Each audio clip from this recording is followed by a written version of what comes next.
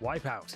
Estimated age, 80+. Wipeout is a pretty minor character in the X mythos, and if you look up any bio or mention of him during his scant appearances, he's principally characterized by being elderly. Before it became a safe haven for mutant kind in the later years, Wipeout would sit around in Genosha's jail, waiting for his teammate Pipeline to bring him new prisoners whose powers he could get rid of, and then chuck them in a cell. Still, before he bit the dust in a weird arc that aimed to frame havoc, he was one of the few confirmed elderly mutants, so that's why he's here. Number 7. Namor.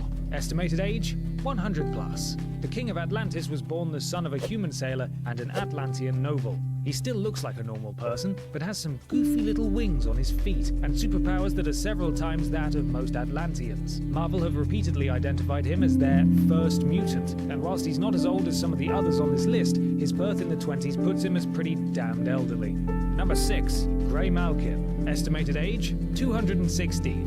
Jonas Grey Malkin, who took his surname for his codename because of course you would, Grey Malkin is a cool-ass name, is a more recent addition to the X-Men universe, but his origins are actually rooted all the way back in the 18th century. Gaining his power from being in the darkness, the longer he spends in the shadows, the greater his strength, his enhanced agility, and seeming invulnerability. Having been buried for nearly 200 years after his father nearly beat him to death upon discovering he was gay, Jonas was shaken out of his 200-year snooze during an attack on the Xavier Institute, where he was conveniently buried, and joined up with the young X-Men. Number 5.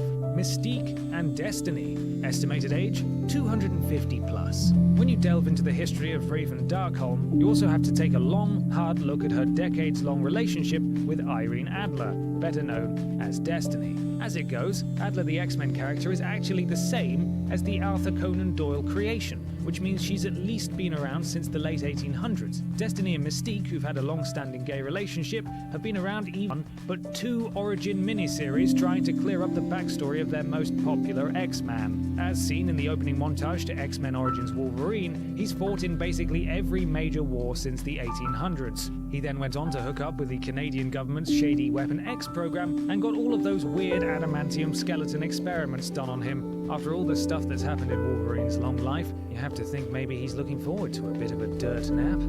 Number 3. Exodus. Estimated age, 1000. Exodus is not only a real mutant, but he's also really old, having been born in 12th century France under the name Benet du Paris.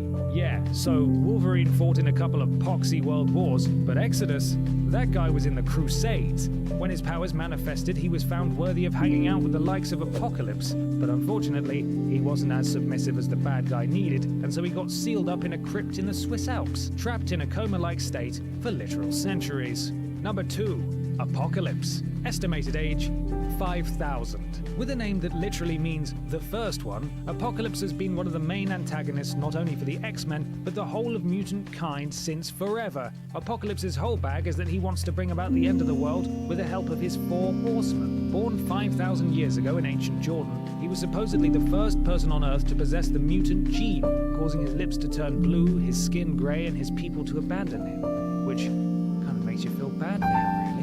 That is, until you realise it's taken him over 5,000 years and the world hasn't ended yet. I suppose you could call him a shit end of the world bringer for wackers. Hashtag shit end of the world bringer for wackers. Number 1. Selene. Estimated age, 17,000. Apocalypse may have been around for 5,000 years, but Selene has apparently been active since at least 10,000 BC. Selene was born 17,000 years ago and began her life by controlling her entire tribe and forcing them to sacrifice their lives so that she could use her vampiric powers to feed and stay